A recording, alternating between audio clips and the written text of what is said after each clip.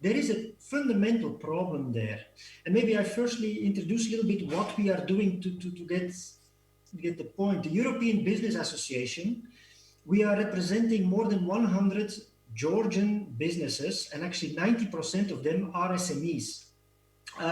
So what we are doing, we're facilitating the trade between Georgia and Europe, and we're advocating for European businesses in Georgia.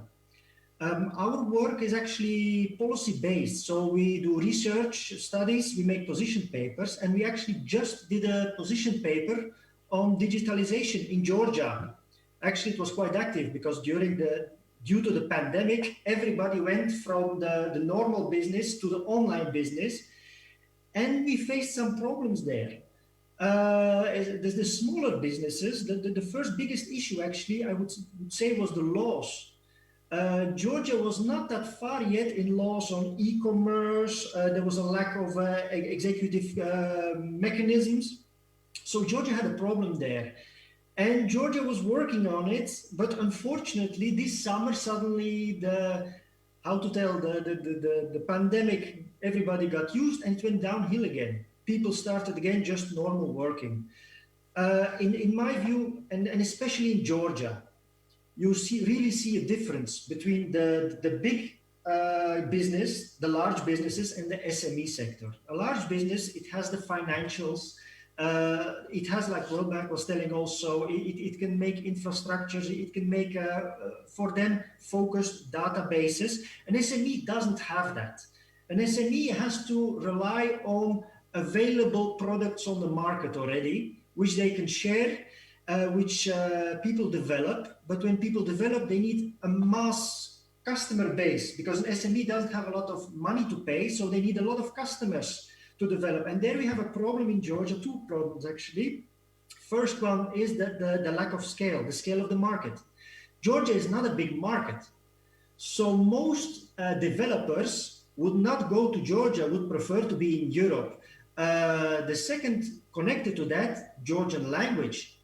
It is not so simple to just make everything into Georgian language. So you have the existing programs who are always in English version, but then you have the problem in Georgia that people are telling, okay, you need to have it in Georgian for reporting issues.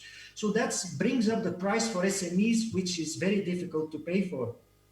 A last and also important fact I would mention that is actually an issue is the skills, the labor market. When you have these IT programs, if you have the digitalization of all these databases, you need to have qualified people working with it. You need to train staff. And this is actually when we did analysis of all our businesses, all our companies who are our members, that was the #1 priority problem, that we have a lack on skills, a lack of training programs, and also especially for digitalization, for these kind of things. That was a big issue. Thank you. Very much. Well, exactly, the lack of human resources could be one of the main challenges we have here, and not only here, because not only willingness and existence of resources could help in this regard, because you also need some people that will do this quickly and efficiently. Irakli, may I ask you, so since you are representing the company which is providing consultancy to other players on the market on digitalization and these kind of solutions, what is the demand? How many companies address you with these kind of requests? Thank you for the question. First of all, let me share you with some information regarding the research which we already did 2 months ago in a program which was established by USAID. This program is related also on SMEs and the level of the digitalization of SMEs. So we find out that more than 60%, at least 70% is not digitalized. They are not using very simple IT tools and infrastructure, and they did not have ability during this COVID reality to switch into online mode from the offline mode. I mean, the whole company to control the staff and the employees and all the processes what they had in the companies. So this was the main challenge for this program, and the idea to help the companies establish the IT infrastructure on the minimum basis to somehow handle this reality. My company is working more than 8 years, and during this period we have more than 200 companies of different sizes in our customer list, and of course most of them are SMEs.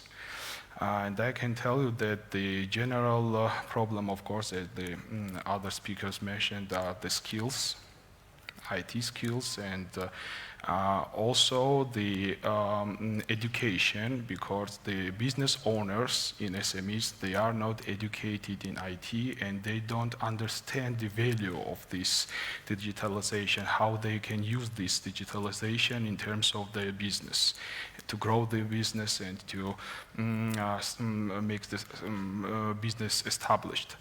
And also the second part of this story is the willing of the payment. You mentioned this question. Are they, do they have the willing of investment in this digitalization? Willing exists, but they don't have enough economical resources to do that. So SMEs today are working generally in process that they have only must-to-have things, only must-to-have. So they are looking at e-commerce or other IT stuff like nice-to-have, and they are not investing in this too much. Only on the daily basis, I mean the computers and this minimal IT infrastructure, what they need for operations, but not the products what will give them the level of the digitalization and ability to drive their company in online. So this is the main challenges from our point of view that we can say during this years, based on our experience that we have during these 8 years. But still, can you tell us whether the number of requests to your company increased since COVID, or it's not like that? Yes, but it's mostly the big companies, mostly because even during this program that I mentioned, USAID program, we make the research of 30 companies, SME companies, and during 2 months, 2 of them closed. Okay. So this is very crucial, and this is very hard time for them to survive. So of course they are looking for a market.